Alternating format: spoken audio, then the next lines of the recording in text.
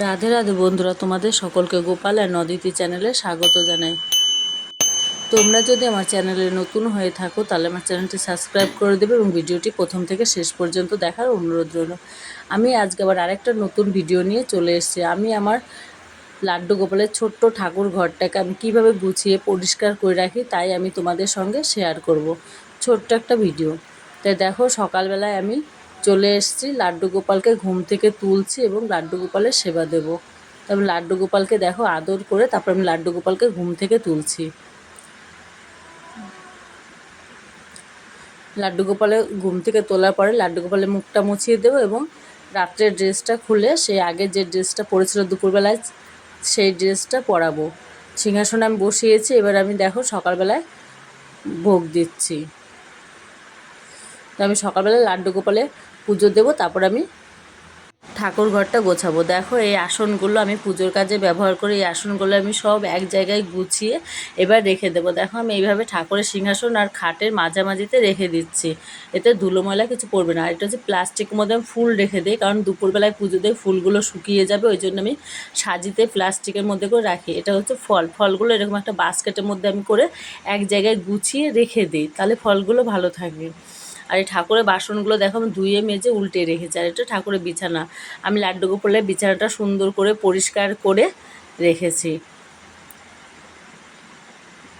আর দেখো লাড্ডু গোপালের ভেজা জামা আমি খাটের সঙ্গে এভাবে মেলে দিয়েছি। এগুলো খুব ভেজা না, হালকা ভেজা জামা আমি ওই জন্য ভেবে রেখেছি যে যেহেতু ফ্যান চলবে তাহলে জামাগুলো শুকিয়ে যাবে। আর লাড্ডু গোপালে এই সাজার জিনিসগুলো মেয়ে একটা আয়না, চিরুনি আর সাজার জিনিসগুলো এরকম একটা বাক্সের মধ্যে রেখে দেই।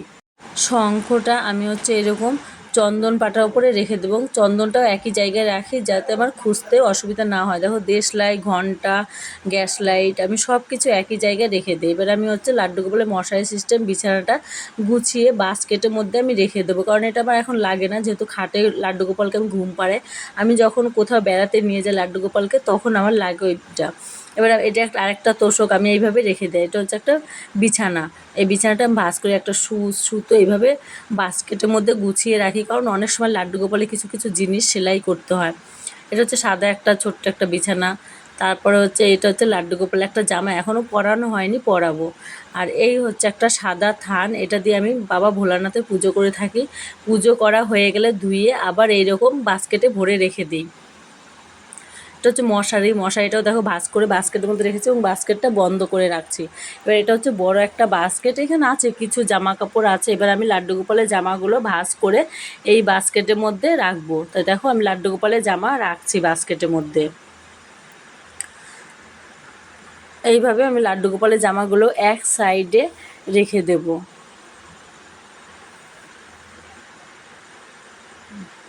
আর এগুলো হচ্ছে লাড্ডু গোপালের ঘাগরা। এবার ঘাগরাগুলো আরেকটা সাইডেই রেখে দেবো এই বাস্কেটটার মধ্যে, কারণ এটা হচ্ছে অনেক বড় একটা বাস্কেট। আমি এইভাবে রেখেছি জামাগুলো। আর এই দুটো জামা হচ্ছে গরমের দিনে পরানোর জন্য, খুব পাতলা এবং খুব ছোট জামা। এই জামা দুটো আমি এক সাইডে রেখে দিচ্ছি। এখন যেহেতু বৃষ্টির দিন লাড্ডু গোপালে এখন লাগে না, ওই জন্য আমি এক সাইডে রেখেছি। আর এগুলো হচ্ছে প্যান্টগুলো এক জায়গায় রেখেছি সব। আর এগুলো হচ্ছে রাত্রে পরানোর জামা লাড্ডু গোপালের, এই জামাগুলো রাত্রিবেলা পরিয়ে আমি এবার দেখো সব কিছু বাস্কেটের মধ্যে রেখেছি। আর এগুলো হচ্ছে মোটকগুলো ওপরেই রেখে দেবো, কারণ নিচে রাখবো না, তাহলে মোটকগুলো চাপ লেগে ভেঙে যায় বা বাঁকা হয়ে যায়। আমার দেখো সব কিছু বাস্কেটে রাখা হয়ে গেছে। এবার আমি বাস্কেটটা বন্ধ করে দিয়েছি। আর এই দুটো ন্যাকড়া, এই কাপড়টা হচ্ছে লাড্ডু গোপালের মুখ মোছানোর কাপড়, সকালবেলা ঘুম থেকে তুলে মুখ মোছা। এটা হচ্ছে একটা মালা, তুলসী কাঠের মালা। এই দেখো আমি ঠাকুরের প্রসাদগুলো রাখি এইভাবে। 3টে কৌটা কিনে এনেছি শিবের মেলার থেকে। এবার আমি সেইগুলোতে রাখছি। একটা কাঠবাদাম আছে, একটা বিস্কুট আছে, একটা বাতাসা আছে। এবার একটা বিস্কুট বেশি নেই, বিস্কুট প্রায় শেষ হয়ে গেছে, আবার পরে নিয়ে আসবো আমি।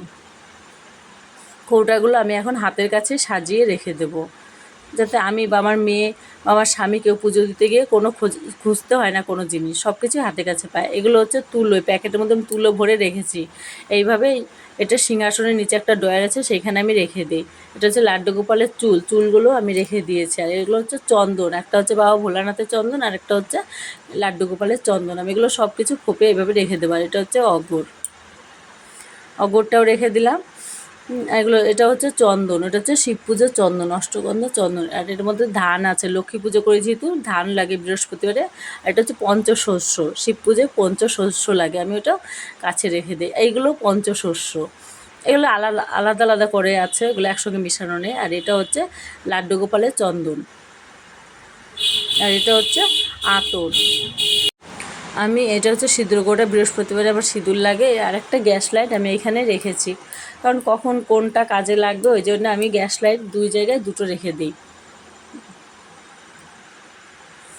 লাড্ডু গোপালের সকালবেলায় সেবা দেওয়ার পরে দেখো লাড্ডু গোপালে বসে আছে। আর এই সকালবেলায় আমার সব দেখো মোটামুটি গোছানো হয়ে গেছে। আমি এরপরে আমার ছোট্ট ঠাকুর ঘরটিকে একদিন ডিপ ক্লিন করে একটা ভিডিও দেব। দেখো আমার এগুলো গোছানো হয়েছে, তোমাদের কাছে কেমন লাগছে আমার ছোট্ট ঠাকুর ঘরটা গোছানো?